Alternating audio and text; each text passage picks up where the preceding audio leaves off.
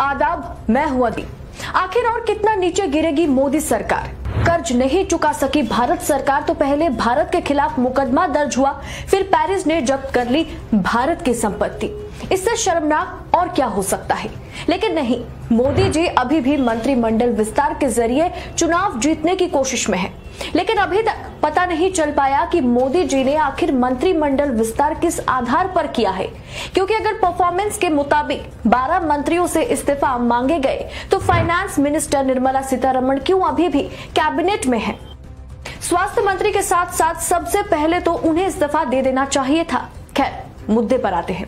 दुनिया की 5वीं सबसे बड़ी अर्थव्यवस्था भारत की विदेशी संपत्तियों को विदेश में ही जब्त कर लिया गया, जो शर्मनाक है और चिंता का विषय भी। विदेशी कंपनियों के साथ और समीकरणों का दंभ भरने वाले प्रधानमंत्री मोदी के पास भी शायद इस पर कोई नया जुमला या नारा नहीं है। तभी तो राष्ट्रीय संपत्ति के जब्त होने पर जिम्मेदारी लेने की बजाय वे मंत्रिमंडल विस्तार और नए मंत्रियों के साथ खूब फोटो खिंचवा रहे हैं। दरअसल पेरिस में मौजूद भारतीय संपत्ति को ब्रिटिश ऑयल कंपनी केयॉन एनर्जी ने जब्त कर लिया। रेट्रोस्पेक्टिव टैक्स मामले में केयॉन एनर्जी ने भारत से $1.72 बिलियन करीब 12,600 करोड़ रुपए की वसूली के लिए अमेरिका में 2 महीने पहले ही मुकदमा दर्ज किया था। केयॉन ने वसूली के लिए भारत की विदेशों में स्थित $70 बिलियन करीब 5 लाख करोड़ रुपए की संपत्ति की पहचान भी कर ली थी। साथ ही यह स्पष्ट किया था यदि भारत इसमें विफल रहता है तो आर्बिट्रेशन अवार्ड का भुगतान न करने वाली लीग में शामिल हो जाएगा भारत।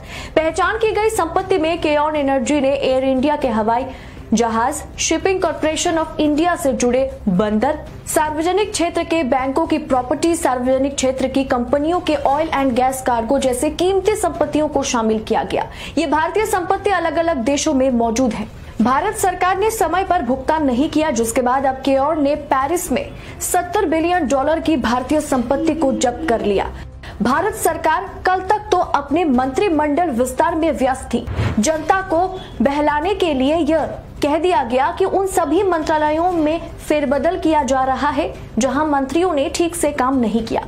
ऐसे में सबसे पहले वित्त मंत्री और वित्त मंत्रालय में फेरबदल की जरूरत थी। जीडीपी तो वेंटिलेटर पर है, महंगाई ने आम जनता की कमर तोड़ रखी है, पेट्रोल के दामों ने सेंचुरी मार ली और अब भारत की विदेशों में मौजूद संपत्ति भी कर्ज के वेट में चढ़ रही है। इतने सब के बाद भी निर्मला सीतारमण को वित्त मंत्रालय की गद्दी से हटाया नहीं गया।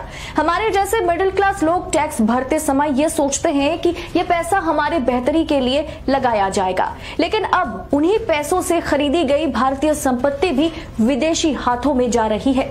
देश में मोदी जी सरकारी संपत्ति बेच रहे हैं और विदेशों में जब्त कर लिया जा रहा है। अब मोदी जी को ये कौन समझाए कि आपको सिर्फ हर राज्य में चुनाव जीतने के लिए सत्ता की कुर्सी पर बिठाया नहीं गया था।